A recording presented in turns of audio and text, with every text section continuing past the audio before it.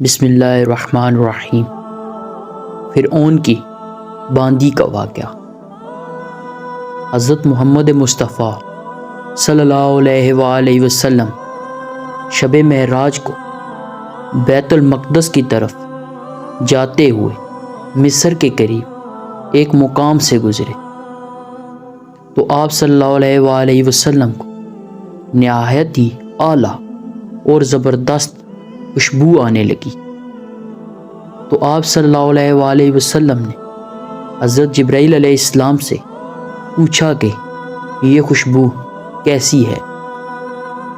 جواب ملا کہ فرعون کی بیٹی کی باندی مشاطہ اور اس کی اولاد کی قبر سے آ رہی ہے۔ پھر حضرت جبرائیل علیہ السلام نے اس کا قصہ آپ صلی اللہ علیہ وآلہ وسلم کو بیان کیا کہ مشاطہ فرعون کی بیٹی کی خادمہ تھی اور وہ خفیہ طور پر اسلام قبول کر چکی تھی۔ ایک دن فرعون کی لڑکی کو بالوں میں کنگھی کرتے ہوئے اس کے ہاتھ سے اتفاقاً کنگھی گر گئی۔ وہ اٹھانے لگی تو اس کی زبان سے بے ساختہ بسم اللہ نکل گیا۔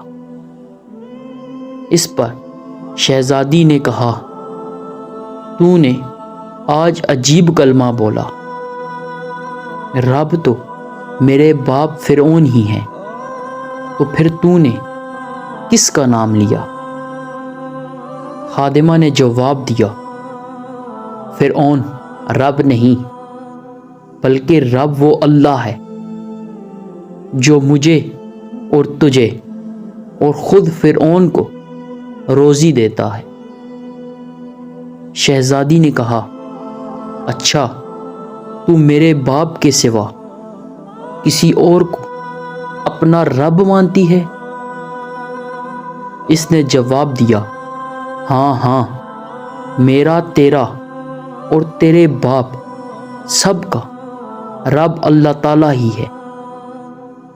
شہزادی نے اپنے باپ کو یہ بات پہنچا دی۔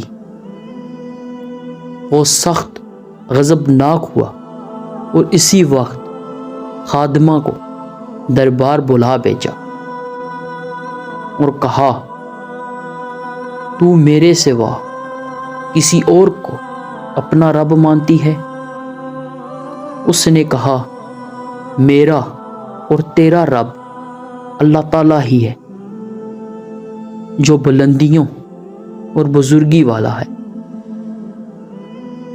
فرعون نے اسی وقت حکم دیا کہ تانبے کی جو گائے بنی ہوئی ہے اس کو خوب گرم کیا جائے، اور جب بالکل آگ جیسی ہو جائے تو اس کے بچوں کو ایک ایک کر کے اس میں ڈال دیا جائے، اور آخر میں خود اسے بھی اس میں ڈال دیا جائے۔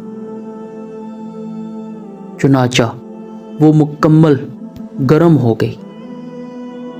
جب آگ جیسی ہو گئی تو فرعون نے حکم دیا کہ اس کے بچوں کو ایک ایک کر کے اس میں ڈالنا شروع کرو۔ اس نے کہا، بادشاہ ایک درخواست میری منظور کرو، یہ کہ میرے اور میرے بچوں کی ہڈیوں کو ایک ہی جگہ ڈال دینا۔ اس نے کہا، اچھا، تیرے کچھ حقوق ہمارے ذمہ ہیں، اس لیے یہ منظور ہے۔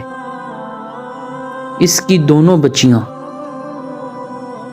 آنکھوں کے سامنے اس میں ڈال دی گئیں اور وہ فوراً جل کر راکھ ہو گئیں۔ پھر سب سے چھوٹے کی باری آئی جو ماں کی چھاتی سے لگا ہوا دودھ پی رہا تھا۔ فرعون کے سپاہیوں نے اسے گھسیٹا تو اس نیک بندی کی آنکھوں تلے اندھیرا چھا گیا۔ اللہ تعالیٰ نے اس بچے کو اسی وقت زبان دے دی اور اس نے بلند آواز میں کہا، اماں جان افسوس نہ کریں، جان ذرا بھی پسو پیش نہ کرو، حق پر جان دینا ہی سب سے بڑی نیکی ہے۔ چنانچہ انہیں صبر آ گیا اور سب سے چھوٹے بچے کو آگ میں ڈال دیا گیا اور آخر میں ان کی ماں کو بھی اس آگ میں جلا کر مار دیا گیا، اور یہ خوشبو کی مہکیں اس کی جنتی محل سے آ رہی ہیں۔